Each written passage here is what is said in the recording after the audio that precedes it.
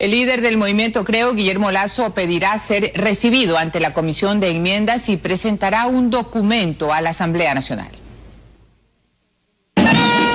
Lasso insiste. Este martes anunció que pedirá a la Comisión Ocasional de Enmiendas ser recibido para presentar un documento con propuestas a las enmiendas a la Constitución que impulsa el oficialismo. Dicha comisión ya concluyó su fase de sociabilización y ahora trabaja en la elaboración del informe para segundo debate en el Pleno de la Asamblea. Desde que el bloque oficialista presentó el paquete de enmiendas a mediados del año pasado, uno de sus opositores más fuertes ha sido el movimiento Creo. Siguió de cerca el inicio del trámite y mostró sus reparos a la moción oficial, siendo la enmienda que permitirá la reelección indefinida la más criticada. En Cuenca, la intervención del líder del movimiento durante una jornada de sociabilización terminó en gritos y turbios.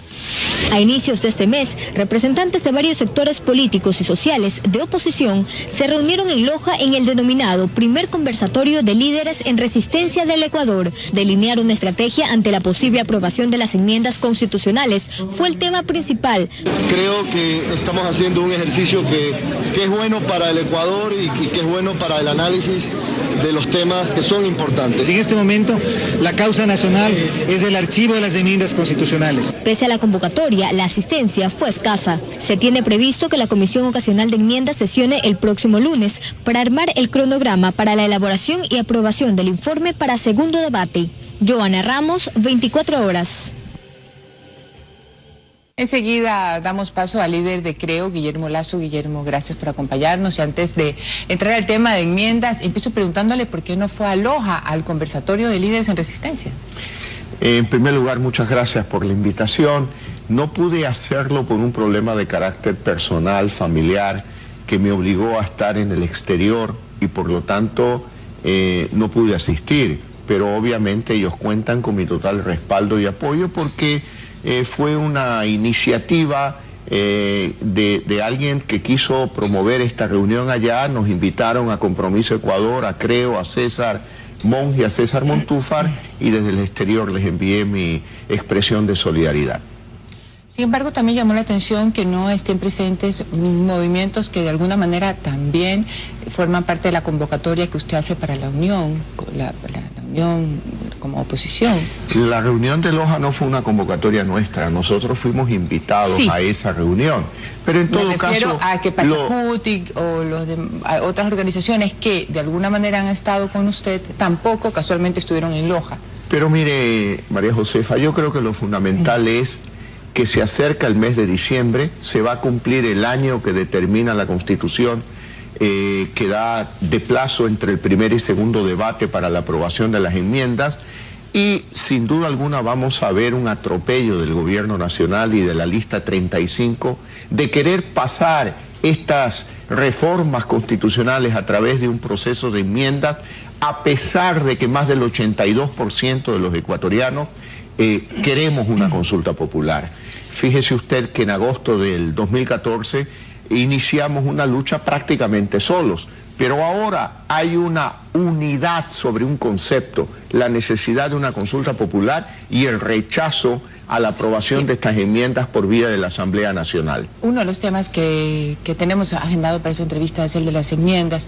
Sin embargo, era importante dejar claro la fuerza de la convocatoria, de la unidad, venga de quien venga, porque si la bandera es la unidad contra este gobierno, contra las enmiendas, contra políticas que pues aglutinan estas personas, que son líderes de la resistencia, la pregunta entonces es si se está invirtiendo la fuerza y el liderazgo suficiente para que no se diluya esa unidad. Mire, María Josefa, yo creo que una golondrina no hace verano. Una reunión a la que no hayamos asistido todos, en mi caso personal, por un asunto de carácter familiar delicado que me obligaba a estar en el exterior. ¿Habrá espacio durante los últimos meses pero para usted esto? ha hecho un recuento para los televidentes que demuestra claramente cómo se realizaron muchas reuniones desde agosto del 2014 hasta la fecha, y cómo muchos actores que pensábamos que no podíamos reunirnos, como Pachacuti y el movimiento Creo y Compromiso Ecuador, nos sentamos alrededor de un punto fundamental: la defensa de los principios de la democracia ecuatoriana. Y seguimos unidos porque hoy mientras esperaba esta entrevista, veía en su propio canal un recuento donde quienes se preparan para la marcha de hoy tienen carteles que dice sí a la consulta popular. Son personas muy diferentes al movimiento Creo, y ese fue el planteamiento que yo hice y que Creo hizo en agosto del 14, y que luego se fueron sumando muchos actores políticos, más de 100 actores a través de Compromiso Ecuador, respaldando esta posición que nos llevó a las calles, nos llevó a enfrentar a la comisión en los propios lugares donde ellos iban, como en Ibarra, como en Cuenca, como en distintos lugares del país. Pero lo fundamental es qué vamos a hacer ahora de aquí en adelante. Sí, y antes de pasar ya a la parte ya resolutoria o su propuesta para la Asamblea, y usando su misma frase, aquella de sentarse en una mesa, conversar con otras personas, me pregunto, y por eso le pregunto, ¿cuándo entonces en esa mesa va a estar sentado el alcalde Nebot, Rodas, Paul Carrasco, personas que de alguna manera representan, unas más jóvenes, otras con mayor tiempo en la política del Ecuador, una línea también opositora? Mire, llegará el día, María Josefa. Yo creo que en política uno no tiene que negar la posibilidad de mecanismos de diálogo, de acuerdos, de concertación, y estos son esfuerzos de ambos lados, no es esfuerzo de un solo lado.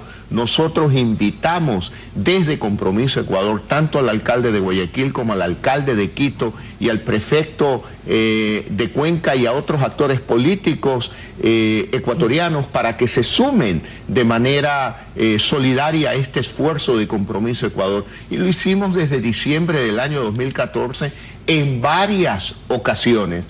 Pero bueno, las circunstancias han sido que los hechos se han dado como se han dado. Pero hablemos del futuro. ¿Qué es lo que va a suceder? Yo voy a solicitar a través de los asambleístas de Creo ser recibido por última vez por la Comisión Especial de Socialización de Enmiendas para presentar esta vez un documento que sea un registro histórico de la posición de lucha de Compromiso Ecuador, de Creo, personalmente mía, sobre nuestra posición respecto de la necesidad de haber defendido principios fundamentales como la alternancia en el poder de la democracia ecuatoriana. ¿Ese documento en conclusión le pide a esa comisión que archiven las enmiendas? Definitivamente que sí, y no solo habrá ese documento, sino que durante el mes de noviembre presentaremos un libro escrito por dos de nuestros asesores, Carlos Bernal Pulido, el constitucionalista colombiano, muy citado por la Corte Constitucional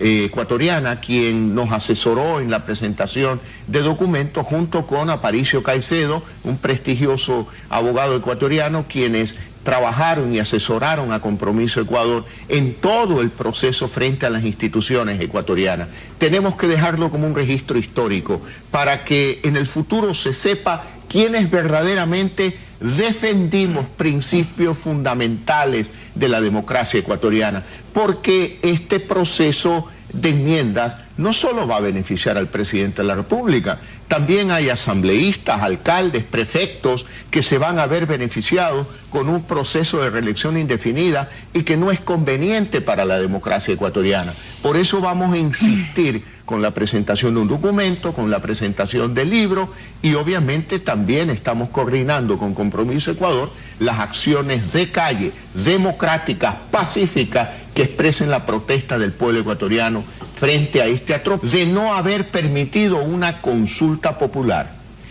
Guillermo, hablando de atropellos, me parece que usted declaró ayer su apoyo y la felicitación a la cúpula militar que acompañó al grupo de militares y policías acusados en un juicio de lesa humanidad. ¿Es así? Es así, de manera definitiva.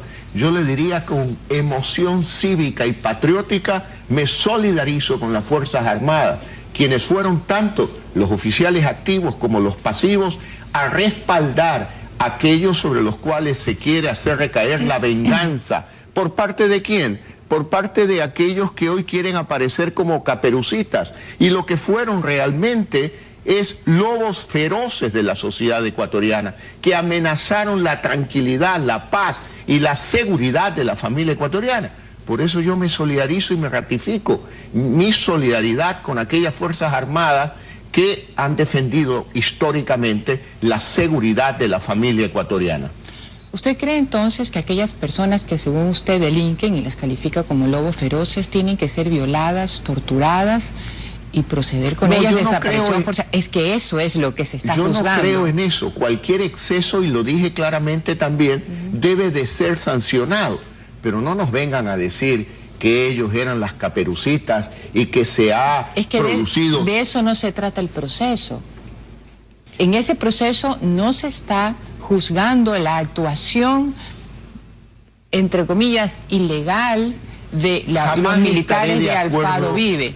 Lo que se está juzgando es el comportamiento de la fuerza pública. Sí, pero no hay duda, aquí no podemos andar con devaneos ni con ingenuidades. Aquí de lo que se trata también es de producir un acto de venganza contra aquellos oficiales que defendieron la seguridad de la familia ecuatoriana, de aquellas personas que tampoco eran aquellos que querían luchar democráticamente en defensa de sus ideas, sino que encontraron el camino de la violencia para para pretender imponer a la sociedad ecuatoriana sus ideas. Por lo tanto, seamos muy claros, ¿estamos del lado de la democracia o estamos del lado de la violencia? ¿Estamos del lado de las instituciones o estamos del lado de la venganza? Yo estoy del lado de las instituciones. Yo estoy del lado de la democracia, yo estoy del lado del respaldo. La institución de la democracia en el Estado de Derecho son los derechos humanos. Sí, por supuesto que sí, y también en el boletín lo dije, cualquier exceso debe de ser sancionado, pero no se puede actuar con venganza. Y yo creo que es una actitud de honor. ¿Por qué usted supone que es venganza? ¿Y por qué no? Porque yo viví en la década de los 80. ¿Y por qué no permitir un proceso que pueda identificar responsables en el evento de una violación a los derechos fundamentales? ¿O acaso los derechos fundamentales tienen categorías que unos se los merecen y otros no? No, todos merecemos el respeto a nuestros derechos humanos. También aquellos oficiales de las Fuerzas Armadas, que son padres de familia, que son esposos y que también arriesgaron su vida para defender la seguridad de la familia ecuatoriana. Gracias, Guillermo Lazo, por estar con nosotros aquí en los desayunos de 24 horas. Muchísima suerte. Muchas gracias, María Josefa. Muy amable.